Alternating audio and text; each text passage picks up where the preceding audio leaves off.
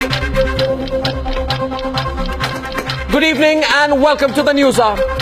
Ladies and gentlemen, of all the warped and self-defeating arguments that have been heard in the context of the events in the Jawaharlal Nehru University and their fallout, the one that tries to put a shroud over the pro-Afzal Guru, a shroud over the pro-Yaqub Mevan, a shroud over the pro-Ishrat Jahan campaign in JNU and Jadavpur by focusing on the disgraceful behavior of the lawyer hoodlums at the Patiala House Court, that argument really takes the cake.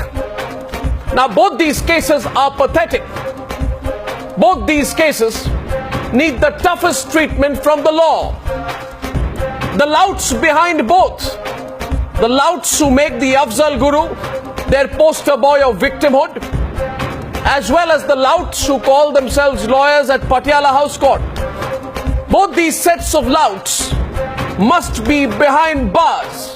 But strangely enough, and this is what baffles me the most, both these sets of louts are not behind bars. Both these sets of louts are for some reason absolutely free. They are free as we bring you this broadcast tonight. And both these sets of louts have their own sets of patrons. The JNU anti-national louts have a more diverse set of patrons, including so-called intellectuals and those who fancily describe themselves as left liberals. The Patiala House louts have extreme right-wingers as patrons, those who think that throwing stones and abusing is serving the nation. Now, both sets of patrons to both these two sets of louts are very, very self-convinced and hate any comparison to the other. The patrons of the campus louts consider themselves more English-speaking, more highbrow than the Patiala House Court's louts. But their behavior is in fact strikingly similar. They have extreme hate for anyone who doesn't narrowly agree with them. And if you take them on directly by name, they hunt in packs, displaying virulent, acidic intolerance. Ladies and gentlemen, I believe that both these sets of louts and their patrons are bringing the country down. The News Hour has and will challenge both these groups. We were called names and attacked personally when we questioned religious dogma at Shani Shignapur and Haji Ali. We did not waver because we knew we were on the side of what is right. We were physically attacked when we fought the political goons who shot dead an 8-year-old in Uttar Pradesh last week. We didn't care or look back. Not even when most of the media blacked out the story of the child's killing because we knew they were wrong and we are right.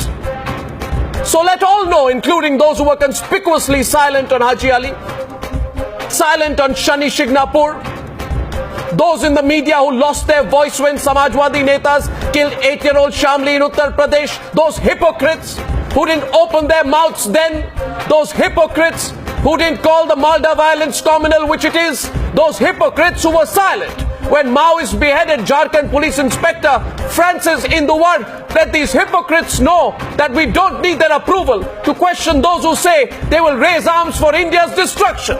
Because what we hate is hypocrisy.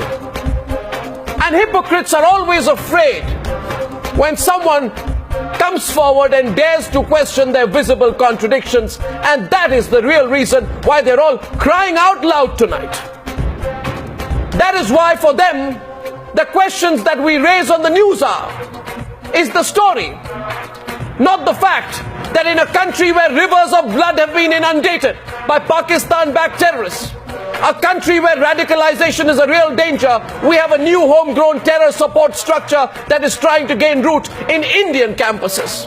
The realization of their own hypocrisy is the reason why these patrons of terror supporters, why these backers of the Hurriyat, why these lobbyists for Yasin Malik and S.A.R. Gilani, why these people who back the division of India and call Maoist Gandhians with guns are now trying to put the focus only on the Patiala House louts, while censoring, completely blacking out the videos of the anti-India campaigners in JNU and Jadavpur.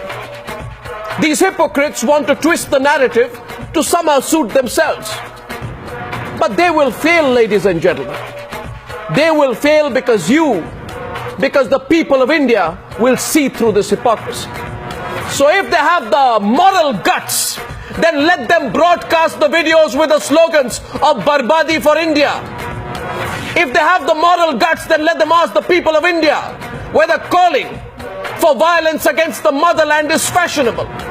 And if they can't do all of that, then let them admit it and let them explain to the people of India why their hands are tied, because on the news we will question both, we will expose both, and we will challenge both these sets of louts and their patrons.